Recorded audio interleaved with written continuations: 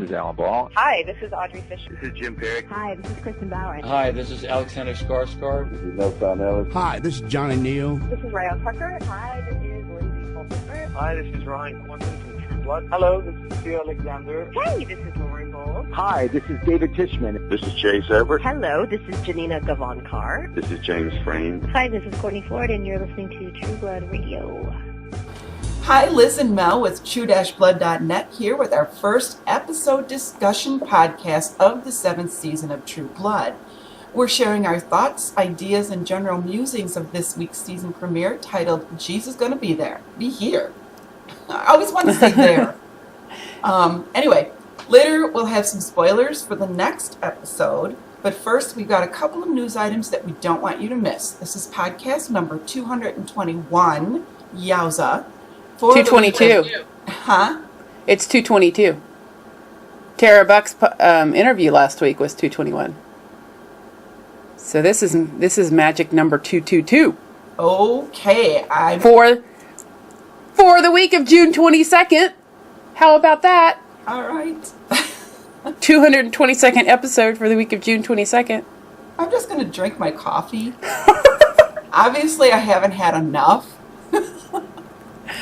Oh, we're recording this in the morning after, and we're going to be tired and punchy, y'all. That's just going to be the way it is for the next 10 weeks. But it's all good. We'll try and get into a routine, but don't count on it. Well, our first news item is to draw your attention to the June 27th issue of Entertainment Weekly featuring Anna Paquin and Stephen Moyer on the cover. It's in stores now. You can pick up a copy pretty much at any newsstand or grocery store checkout line. We've got the cover photo as well as scans from the article, which include a bunch of Steve's behind-the-scenes photos from over the years. So you can check those out at True-Blood.net. Be sure to look at them. They're a lot of fun. There's this fun gag where they're doing the thumbs up and some pretty gruesome shots. They're all covered in blood, but whee! We should do our own. We should do our own thumbs up. Woo! Should we do it? Should we do it now? Okay. There. Okay. Cheesy grin included. Well, also, Rutina Wesley chatted with EW about Tara's demise. I forgot to say spoiler. Well, I would guess if they're watching or listening / watching this, then they've watched / We're hoping. They've seen the first episode, so that's not a spoiler. And that's why you're watching them. Listen to the podcast. Well, anyway, exactly. So Rutina talked about Tara's demise, and she made an interesting statement. She said, dead doesn't always mean gone.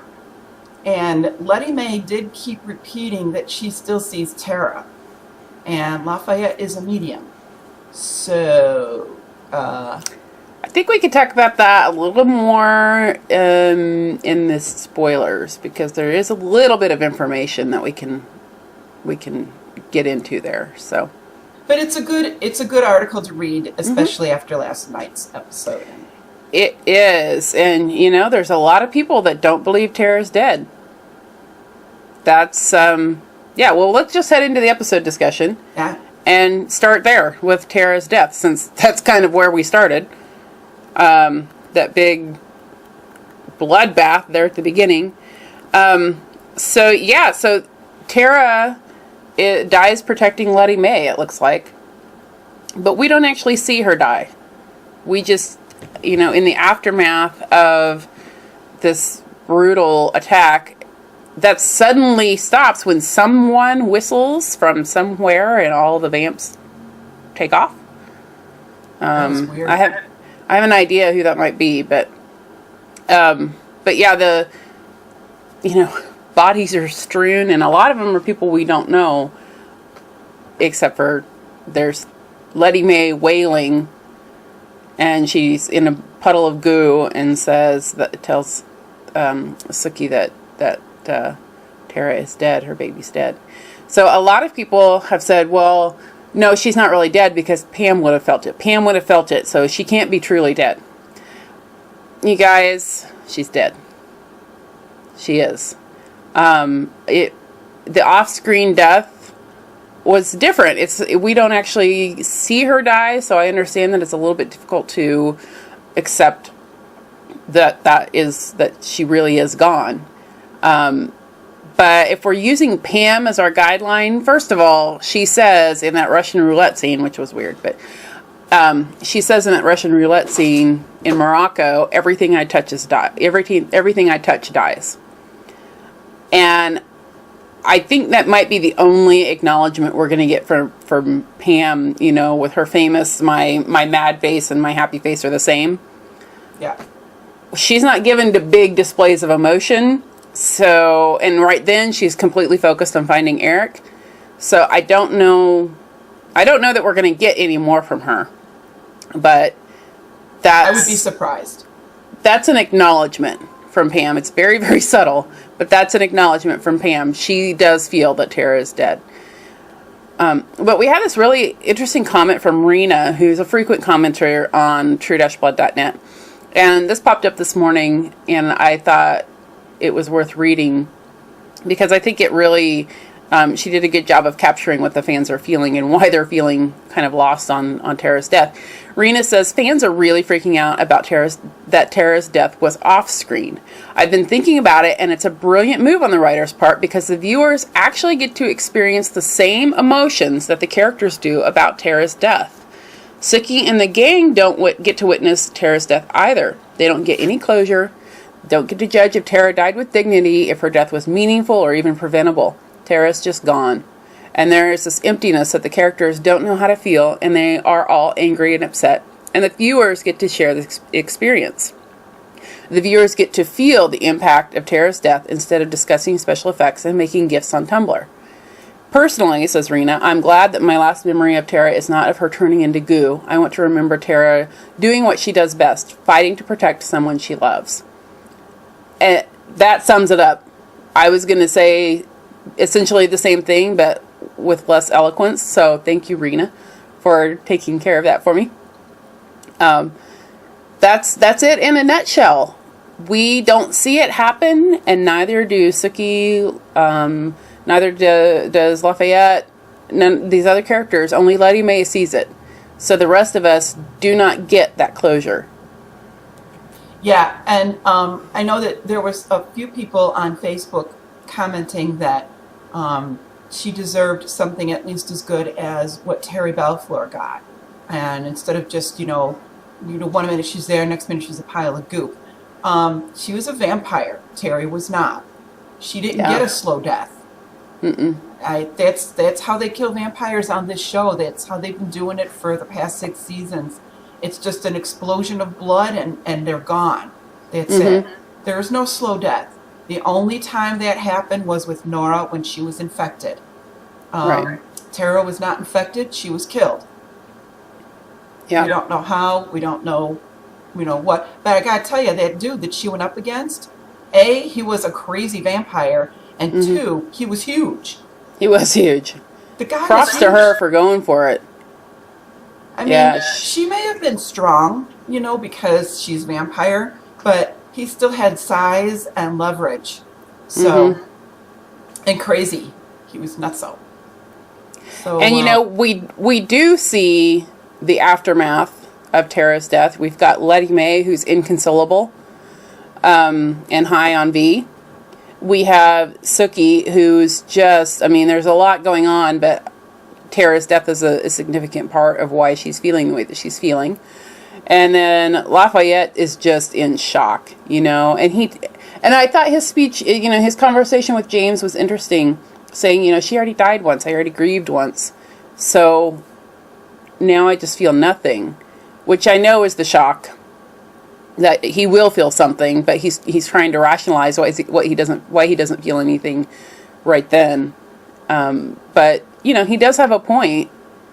They have already gone through some stages of grief here, but he obviously wasn't done. He had to get high, and again that has to do with everything else that was going on that night, not just Tara, but so the repercussions of this and the impact of her death will be lasting. Yeah. They're going to revisit that again because I just think that they're going to do Tara's death a little bit differently this time. She may have been, there one minute and gone the next, but I think they're going to, give some closure somewhere down the line. They're going to give some closure for the characters and for us. There is going to be a way, whether it be a visitation through Lafayette. I don't know how they're going to do it, but I know that they probably will do it because Tara was a huge character, and they know that. They're not one of the main characters just poof. This is the first time that we've had the death of a vampire that we were connected to, right? Yeah. So, like a good guy and someone that we've known. So this is a chance for them to explore, how do you memorialize someone whose body is now gone and, who just is turned into a pile of goo. How do you memorialize someone like that? So when they get a chance, I think they'll do something similar to Terry's funeral, but probably not the same. Yeah. But if you recall, it took like 2 episodes before we got to Terry's funeral, didn't it? Yeah. Or it was he died at the end of one, and then we had another one where they were just kind of dealing with the grief, and then we had his funeral, which was beautiful. Yeah. So I think this is going to be just as beautiful. If they do it that way, I know that somewhere down the line, maybe we should talk about this in the spoiler section. Probably. Well, there was casting call for young Tara. Right. We're going to have a flashback to young Tara. We know that. So something's got to trigger that. And I believe it'll be a memorial type of thing. So. Yeah. I agree with that speculation. All right. It was said, though, I got to tell you, there is nothing more haunting or horrible to hear than the cry of a mother who's just witnessed the death of her child. Mm-hmm. And, it gutted me. It was really, she was hard to watch. I mean, just not more than the fact that Tara was killed, because kind of. Her grief right when they're on the verge of reconciliation, she loses her again. Yeah. I mean, they only had a moment, really. They only had a moment. And that cry, though, whew, that was hard. And then she blames Sookie, as does the entire town. And that's something else I wanted to talk about was this. I don't remember if we had actually talked about it like on the podcast or just between us, because we talk a lot when you guys aren't listening.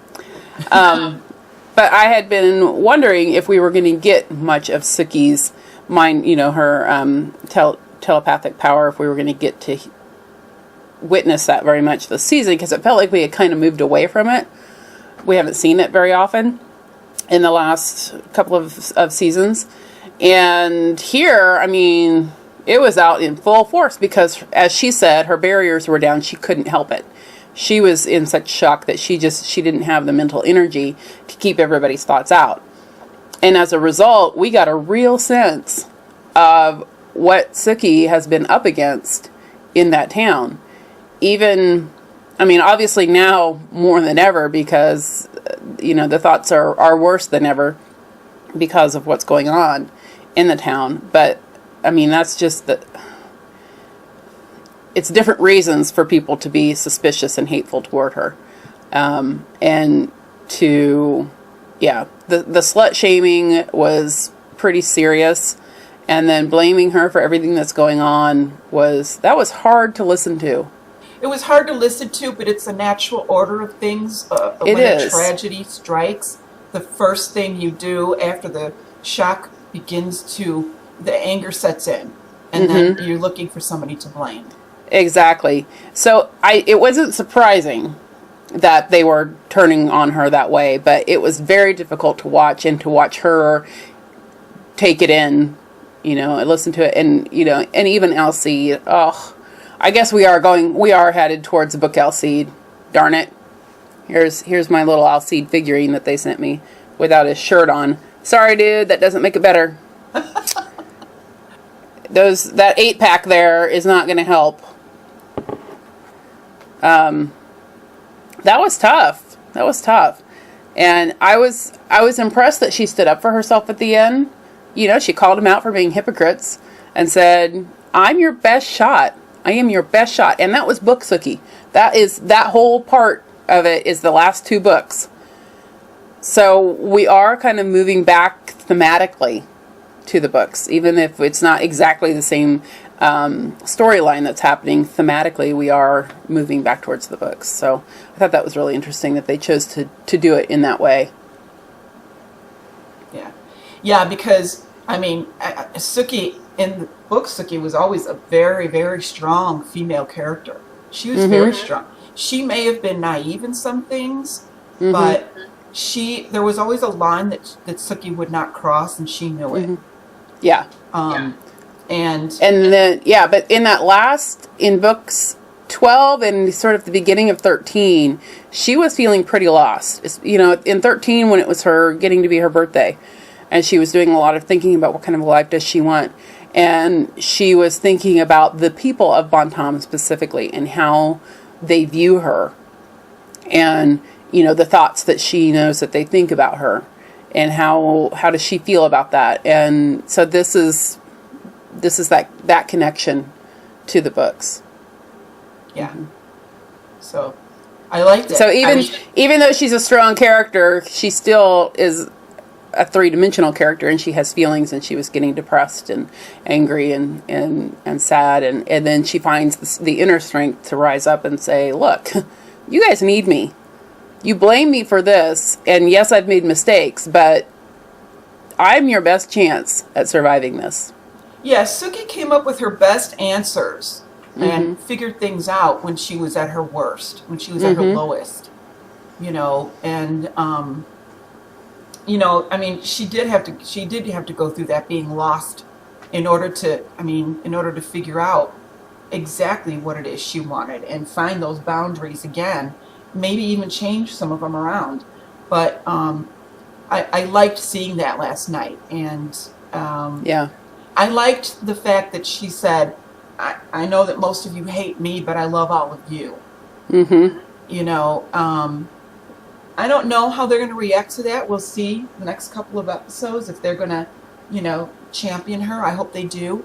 But I loved the scene. I thought it was wonderful. And of course, Anna Paquin, you know, she nailed it this week. She sure did. Those scenes, and then, you know, the scene there at the beginning at Bellefleur's, which I still want to call Merlotte's, but apparently they've got a shirt and everything now. So Jason was wearing the Bellefleur's shirt.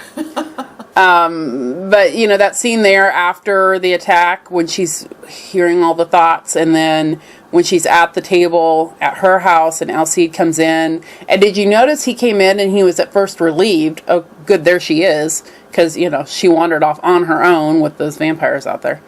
And then threw her phone away, which I get. I get it, Sookie, but maybe not your best move.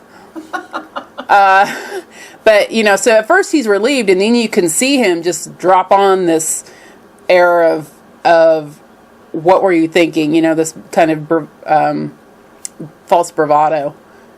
He's so relieved that she's safe, but he's angry that she went off without him, and she comes right back out at him with, I read your thoughts. I read your thoughts. I know I shouldn't, but I read your thoughts. That whole scene, that was amazing. And then there at the end, when she goes into the church, it was she was powerful. She was powerful in this episode. I was very impressed and very pleased. I think so. I loved it. It was great. Yeah, Elsie pulling the alpha male on Sookie. I was like, you know, Sookie, you are not the boss of me. Exactly. You know, back off. So, yeah, she totally nailed it. I loved it. Very emotional scenes. I think, I mean, I don't know anybody who didn't sit there with Sookie at that table and go, I just want to hit you. I just want to shake you, you idiot.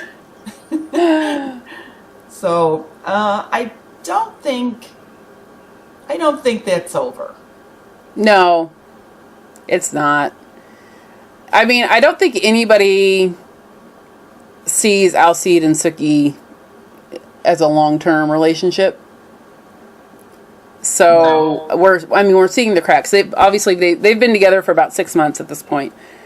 So it's probably, I think that's the longest relationship she's ever had with a man. But we're seeing some cracks here, and I think that is going to be, there's a little bit of book Elsie there. Yeah.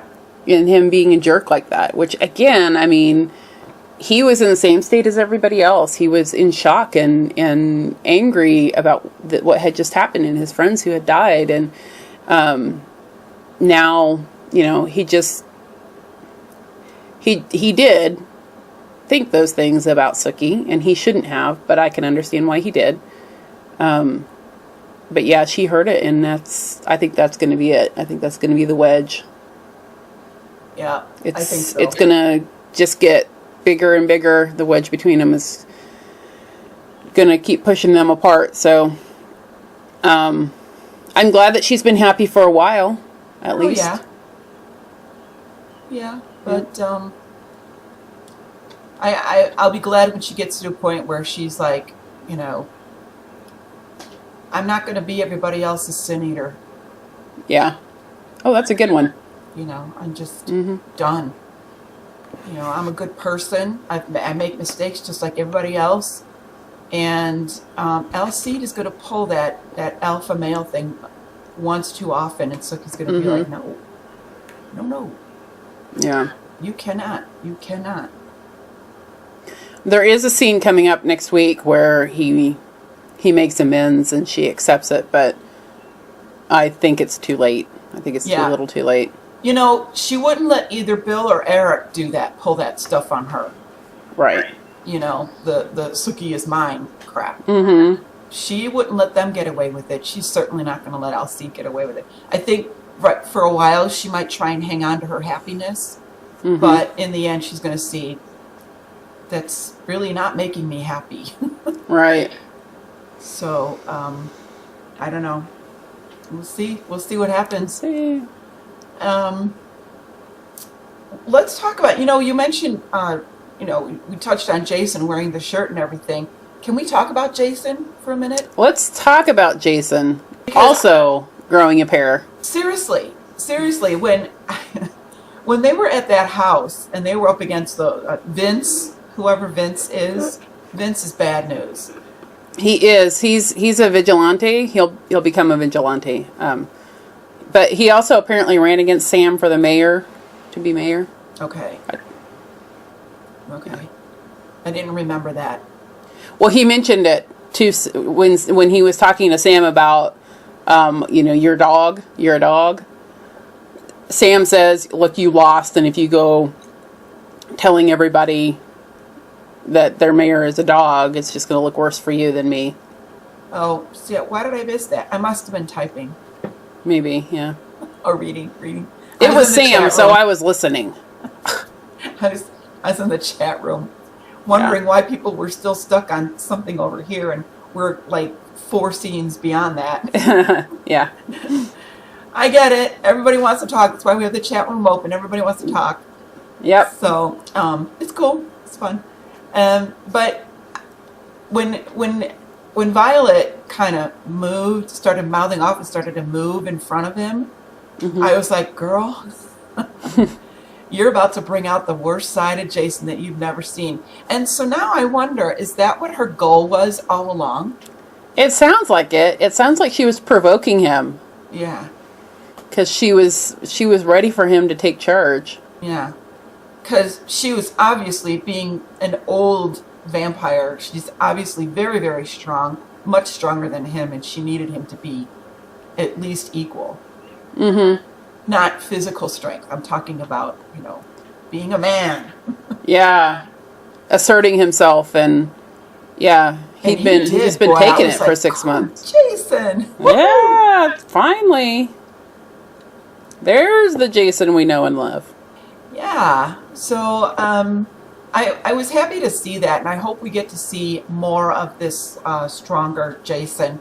You know, I mean, sure, dumb things are going to come out of his mouth just because he's Jason, but I think that we're going to see a little bit more of Jason than we have seen to kind of round out the, because I mean he tried to assert his strength a little bit in the first episode. Remember, being the protective brother when Sookie wanted to date Bill.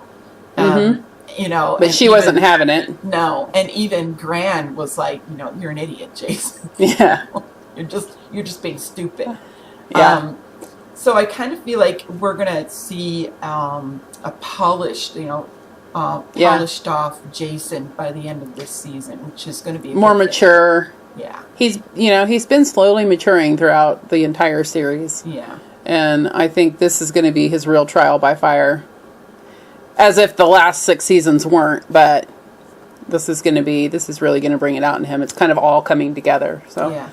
I can tell you that next episode we do see a special skill of Jason's in pursuit of information. So that'll be fun. You'll know it when you see it. But going back to Vince, he sees Sam shift. And there were several people, in the chat room and on Twitter who were like, wait, doesn't everybody know that Sam's a shifter? No. There's only a few. It's the people we spend the most time with know that he's a shifter. But Bon Tom as a whole does not. So this is a pretty big deal. And it's going to come back to bite him, I would guess. I mean, we got a little bit of anti-shifter stuff in previous seasons, but we've never really seen it directed at him like it was in the books. So, we'll see. We'll see what Vince does with that information. Yeah, that's going to be interesting. I got to tell you, when Sam shifted into a dog to go after those vampires, I was like, dude, a dog? Be a lion or something. He's something big. You're going after crazy vampires. But it was Dean. It was Dean. We haven't seen Dean since season 1. Right. I was excited. Well, I mean, it was cool and everything, but I was like, oh, you're going up against vampires, dude.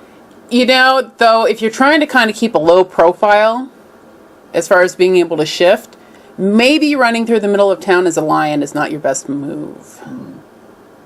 Maybe chasing down the vampires as a dog and then shifting into a lion is what you do. Well, I guess so, yeah. Yeah. So, anyway, it was pretty cool. Pretty cool. Pretty big deal. We'll see what happens with that now, if they do anything with that, which I'm sure they will.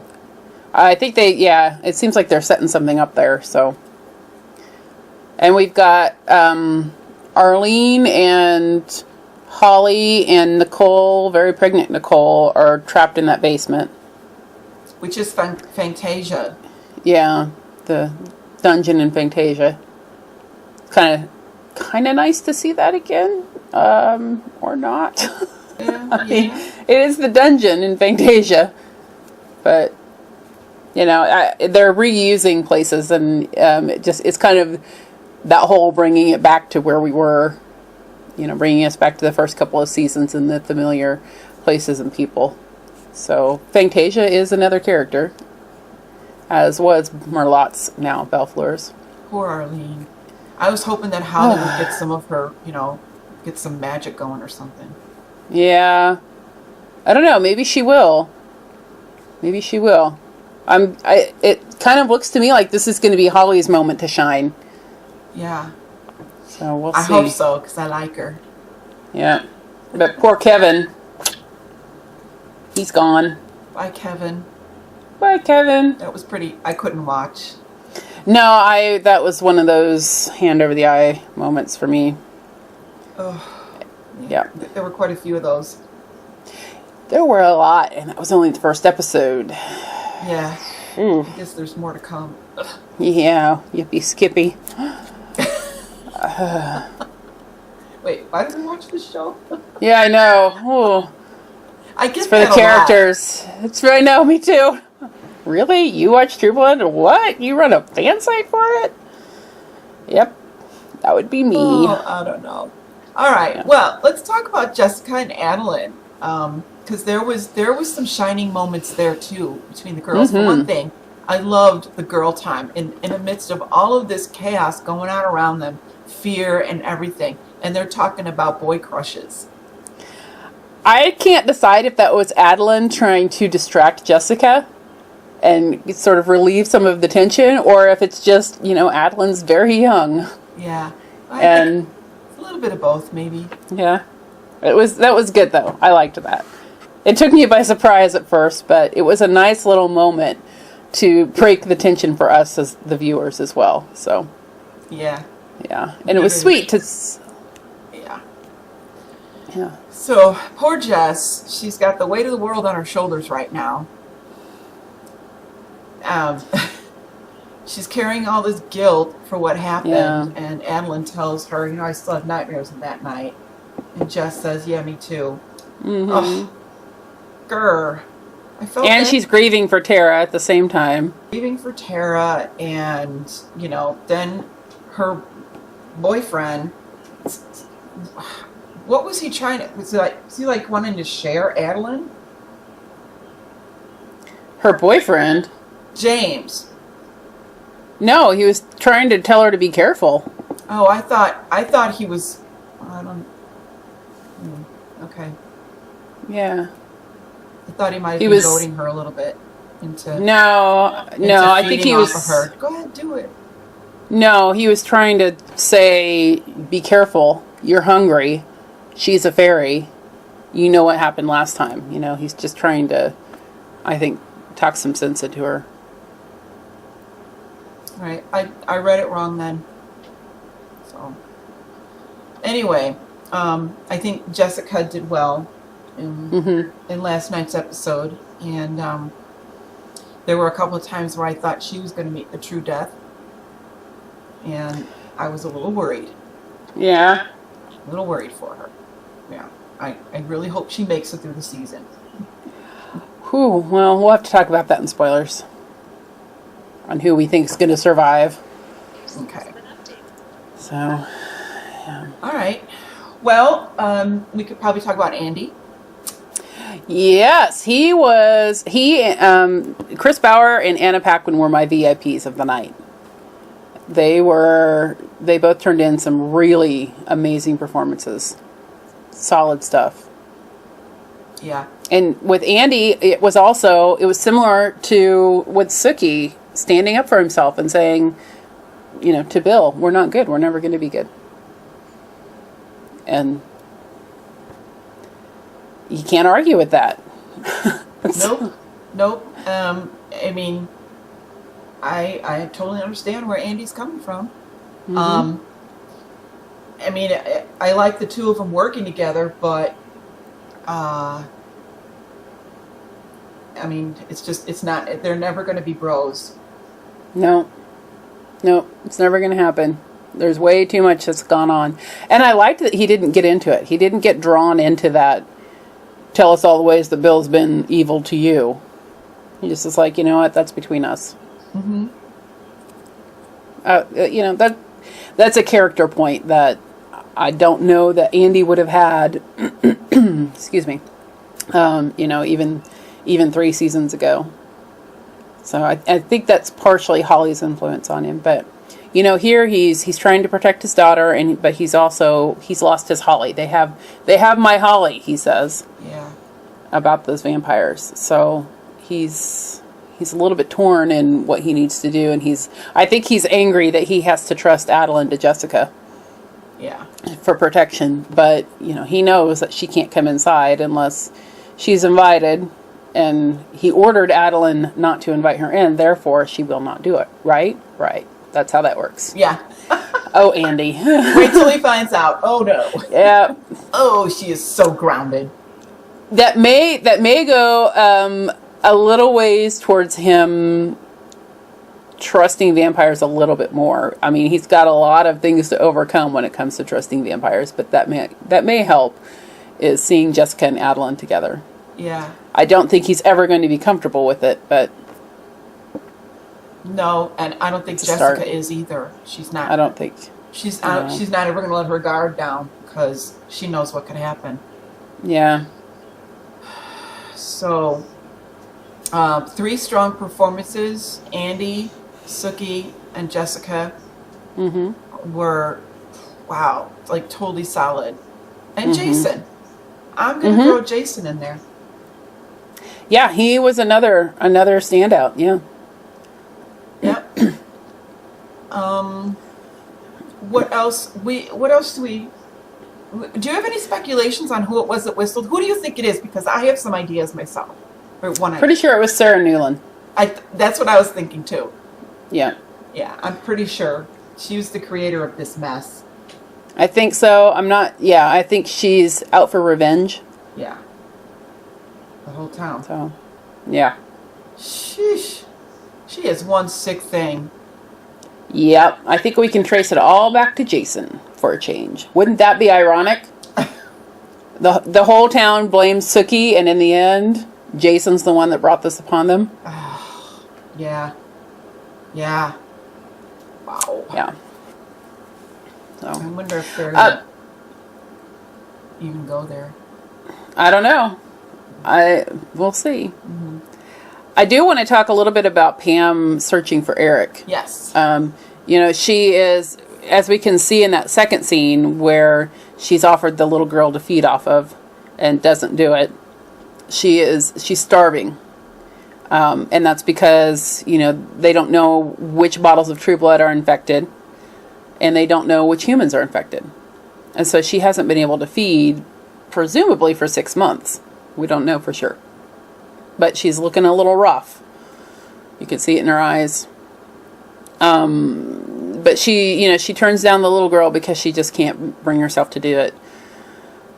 But she does get the information. And I missed this the 2 times that I watched it, but I was talking to a friend this morning before we did the podcast, and she said, what I was saying, what is that, Pam says, he would never, why would he? And she doesn't finish any thoughts because they're trying to aggravate us. So I was saying, what's that about? And she said, well, it's about Rhine. It's about, it said Rhine on that paper, which I missed. Like Liz and I were talking about it before we started recording, and it was, there's that diagram, but I missed the word Rhine on there. So the Rhine is a river in Europe. There's the Rhine and the Rhone. The Rhone, and it goes through Switzerland and Germany and France. So that, I think, is, I don't know what his connection is to it, why she would be surprised that he would go there. Unless it's that unless it's the Switzerland connection, maybe? No, I don't know. I don't know. We'll have to find out on that. But it starts in Switzerland and runs there all the way through southeast France. And then it empties into the Mediterranean Sea. So, I think, and this is a spoiler alert here as we're heading into the spoiler section. There is a character that we will be introduced to next week, I believe, who is French and is connected to Eric. And so that appears, I think that's our connection here, is getting Pam from Morocco to wherever he is a French connection. Ha ha ha ha ha. I see what you did there. French connection. So the Rhone is he's somewhere in the Rhone River region. Which country we don't know, but I'm gonna guess Switzerland. Even though this character we're gonna meet is French, I'm gonna guess Switzerland because they do speak French in Switzerland. But that's my guess. So some people are excited and surprised they didn't see Eric yet. Worried that they didn't see Skarsgård's name in the credits. Mm-hmm. They're really screwing with y'all. They are. They are. I mean, okay, let's just do spoiler alert right now. Everything from here on out is spoilers, okay? So if you don't want to know, turn us off and we'll see you next time. Bye. But if you're still with us, calm the F down. Quit shouting Eric is at us not on dead. Facebook. Eric is not dead. We will see him very soon. He's not a ghost. He's not flashbacks. He's not a crispy critter. That's not his fate. That's not his, he's not gonna, yeah. We will be seeing Eric and I don't know how much I could tell without any of our sources getting in trouble. Yeah. So, I think I'll just wait on that. Okay. I know this is the last season, but I still, you don't want to get people in trouble. We know stuff and things. Yeah. And if we want to keep knowing stuff and things as the season continues, they're not done filming yet. I don't want to put anybody in jeopardy, but Eric's not dead. So it's going to be okay. It's all Take right. a deep breath. Yep. You'll be fine. And it'll be fun. Yeah, it's going to be fun to see. Yeah, he and Pam reconnecting is going to be, it's long overdue. I've missed them together. So I'm looking forward to that. Yep. All right. And I'm looking forward to him reconnecting with other characters as well. Me too. So that's what I'll say about that. There you go. Yay! Perfect. So, yeah, and as far as Tara, we do have that flashback to their childhood that we know is coming. And we get to see young Lafayette, which I cannot wait. I'm dying to see young Lafayette. Yeah. I want to know what he wears, Like, is he wearing makeup when he's 10? I don't know. We'll find out. Oh, no. I don't think so. No. No. If he did, then he was a brave little boy. Yeah. So. But I think we will see Rutina Wesley again in a flashback or as a ghost channeling through Lafayette something. So. We saw Jesus. Yep. We saw Gran. I think we will get closure for her. These different characters. I think we will get closure. It's just not going to happen immediately. Right. Yeah, like I said, Tara was one of the main characters. They gave Jesus a nice send off. We got a nice, just a real nice closure there. Same thing with Terry. So, I'm absolutely positive they're not just going to leave this like this. Mm-mm. This is not the end of it. No. Mm-mm. No. So, for everybody out there, and I was glad to see how many people came out and were like, "Oh, I love this Tara. I'm so sad she's gone." Where have you been? Where have you been for 6 seasons? Because all we've seen, mostly, not all, but mostly what we've seen on our website and on Facebook is how much everybody hated Tara. Mm-hmm. And we're over here defending her, and people are like, "We don't care. We hate her. Yeah. She's a waste of space." So, either a lot of people have had a change of heart since she became vampire, which I know some did. I mean, some did. Or I don't know. They've been in. This just brought him. Yeah, I mean, because I've seen a lot of new people commenting. Yeah. And so I think y'all just haven't had a reason to talk to us before now, maybe. So welcome. Yeah. But it's sad that she's gone. I wish that we had better storylines for her. I always felt like she was somewhat underserved. She had some pretty strong storylines early on, but seasons 4 or 5, not so much. Yeah. 5, I guess 5, she was learning to be a vampire. And 6, she was just kind of Pam's right-hand gal. Yeah. I don't know. I wish that we had a little more time with her. But we didn't, and that's done. So no use crying over spilt milk. Mm-hmm. So we'll see. Hopefully. Yep. Anyway. All right. So also, I think we could probably talk about next week's episode. Yeah? Okay. Yep.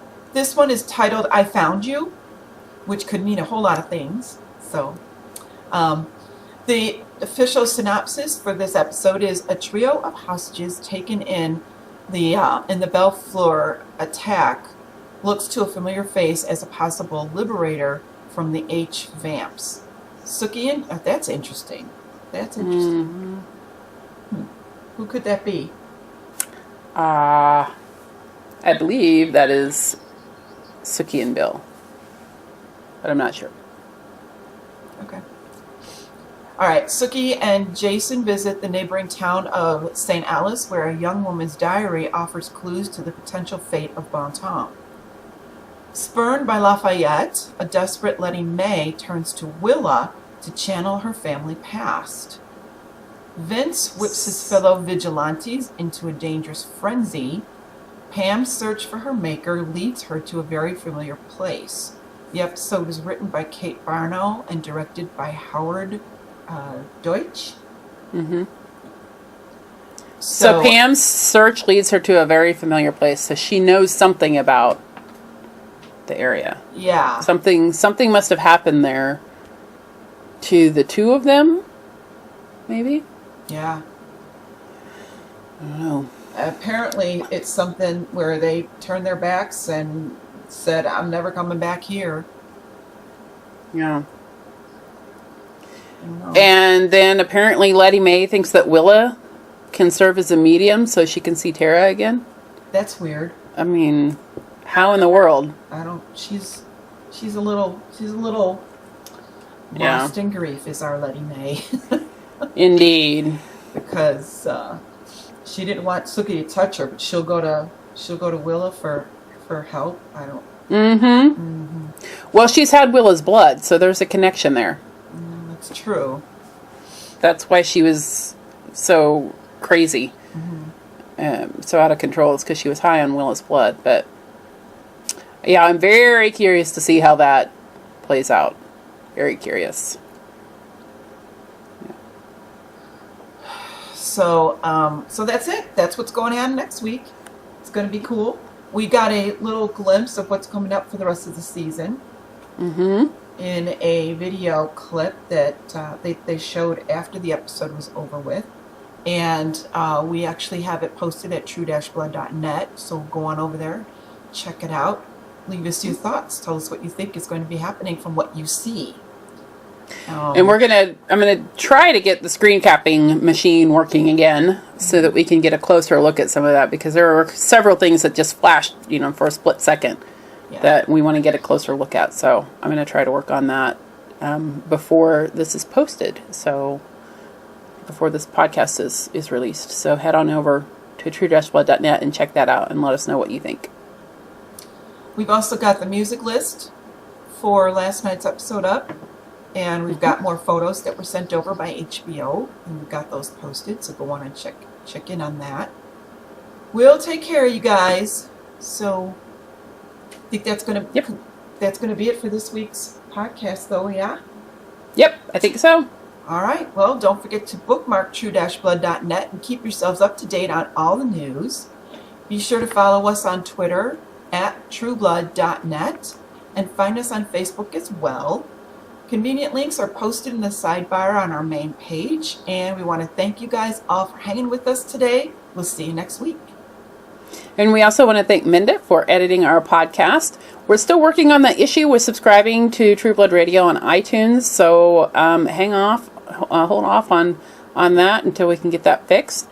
But you can listen to us on Stitcher at stitcher.com/trueblood. That's a free app that allows you to listen to podcasts without downloading them and using up your phone or iPod memory. And as always, if you have any questions or comments, let us know. Webmaster at True-Blood.net, or leave a comment on our Facebook page, on Twitter, or on the website. See you next week. Oh, wait, I did want to mention. Oh, what? we have some fun going on for this season on Twitter. We do. Our editor there, Minda, is taking Yes. over our twiddle. She's twiddling on Sunday nights for us, and she gets a lot of chatter generated out there, and she's a ton of fun. So we'll have her handle posted here as well, just so you know, and follow her. Give her a follow. She's she's going to be our handle, True-Blood.net. Mm-hmm. I mean, you could follow her yourself, but she's a lot of fun. So follow us on Sundays. Yoo-hoo! Woohoo! And that's it. I'm done. Okay. All right. See you next week, Trubies. Bye.